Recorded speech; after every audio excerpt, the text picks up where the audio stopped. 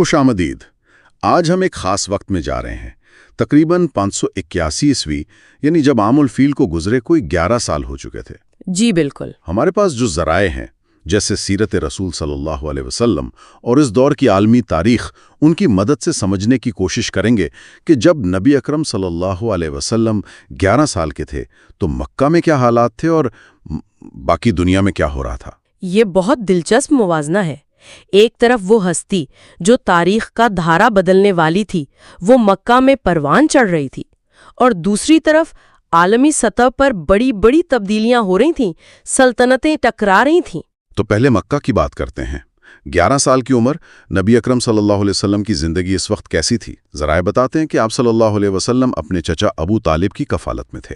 جی ہاں، اور ابو طالب اگرچہ مالی طور پر آپ کہہ سکتی ہیں بہت مضبوط نہیں تھے، لیکن آپ صلی اللہ علیہ وسلم سے محبت بہت کرتے تھے، ان کی دیکھ بھال بہترین طریقے سے کر رہے تھے۔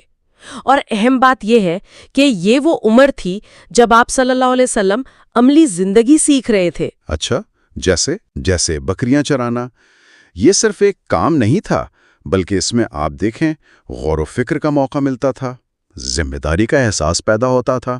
اور سنا ہے کہ بچپن سے ہی آپ صلی اللہ علیہ وسلم بہت مختلف تھے، مطلب اس معاشرے کے عام بچوں جیسے نہیں تھے۔ یقیناً یہ بات تواتر سے ملتی ہے کہ آپ صلی اللہ علیہ وسلم بہت سنجیدہ تھے، امانت دار، سچے، جو اس زمانے کے بچوں کے کھیل کود ہوتے تھے، فضول باتیں، ان سب سے بالکل الگ تھلگ رہتے تھے۔ یہ غیر معمولی بات تھی اس ماحول میں۔ ایک طرح سے وہ بنیاد رکھی جا رہی تھی مستقبل کی ذمہ داریوں کے لیے۔ صحیح۔ اچھا، یہ تو تھے مکہ کے حالات۔ اب اسی وقت 581 عیسوی کے آس پاس دنیا میں کیا ہو رہا تھا؟ بڑی تصویر کیا تھی؟ دنیا میں اس وقت 2 سپر پاورز تھیں، بازنطینی روم اور ساسانی فارس، اور ان کے درمیان ایک لمبی جنگ چل رہی تھی 572 عیسوی سے۔ اچھا، تو یہ جنگ کوئی نئی نہیں تھی 581 میں؟ نہیں، پرانی تھی، اور یہ دونوں سلطنتوں کو آپ سمجھیں کمزور کر رہی تھی۔ 581 میں خاص بات یہ ہوئی کہ بازنطینی جنرل تھے مورس، انہوں نے فارسیوں کو ایک اہم شکست دی۔ لیکن یہ لڑائیاں ہو کہاں رہی تھیں؟ شام، عراق، آرمینیا، ان علاقوں میں تباہی مچ رہی تھی، وسائل ضائع ہو رہے تھے۔ اور عرب، جزیرہ نما عرب کا کیا حال تھا اس دوران؟ کیا ان جنگوں کا اثر وہاں تک تھا؟ براہ راست شاید اتنا نہیں تھا۔ عرب زیادہ تر اپنے قبائلی نظام میں ہی جی رہا تھا۔ البتہ مکہ کی حیثیت الگ تھی، وہ ایک اہم تجارتی مرکز تھا، اور مذہبی مرکز بھی کعبہ کی وجہ سے۔ بالکل، قریش کو اسی وجہ سے عزت حاصل تھی۔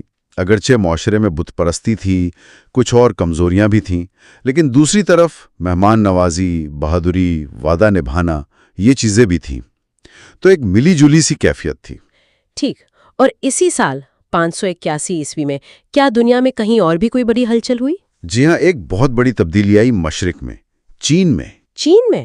اچھا۔ 581 میں ہی شہنشاہ وین نے سوئی خاندان کی بنیاد رکھی۔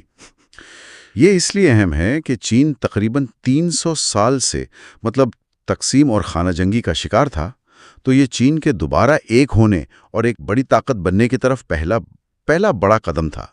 کتنا عجیب منظر ہے، ایک طرف روم اور فارس لڑ کر کمزور ہو رہے ہیں، دوسری طرف چین میں ایک نئی طاقت ابھر رہی ہے، اور ان سب سے جیسے بالکل الگ مکہ میں اللہ تعالیٰ اپنے آخری نبی صلی اللہ علیہ وآلہ وسلم کو تیار کر رہا ہے۔ بالکل، اور یہی تو غور کرنے والی بات ہے۔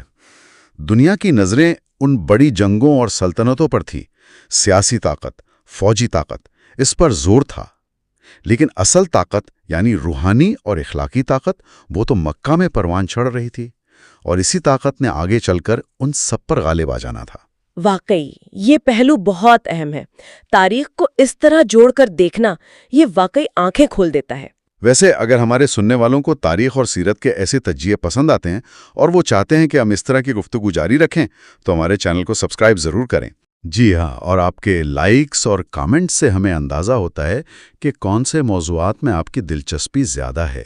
یہ ہماری حوصلہ افزائی بھی کرتا ہے۔ تو آج کی گفتگو کا خلاصہ کیا ہے؟ خلاصہ یہ ہے کہ نبی اکرم صلی اللہ علیہ وسلم کی ابتدائی زندگی ایک ایسے وقت میں گزر رہی تھی جب دنیا بڑی تبدیلیوں سے گزر رہی تھی۔ پرانی طاقتیں ٹکرا رہی تھیں، نئی طاقتیں جنم لے رہی تھیں۔ یہ سارا پس منظر تھا جس میں اسلام کا پیغام آنا تھا۔ اور ایک نکتہ میرے ذہن میں آ رہا ہے کہ بظاہر یہ مقامی اور عالمی حالات کتنے الگ لگتے ہیں، لیکن یہ سب مل کر تاریخ کا رخ موڑ دیتے ہیں، اور کیسے ایک شخصیت کی تیاری جو دنیاوی طاقت کے مراکز سے بہت دور ہو رہی تھی، وہ مستقبل کے لیے سب سے اہم ثابت ہوئی، ہے نا؟ اس پر مزید سوچا جا سکتا ہے؟ بالکل، یہ غور و فکر کا ایک اہم پہلو ہے۔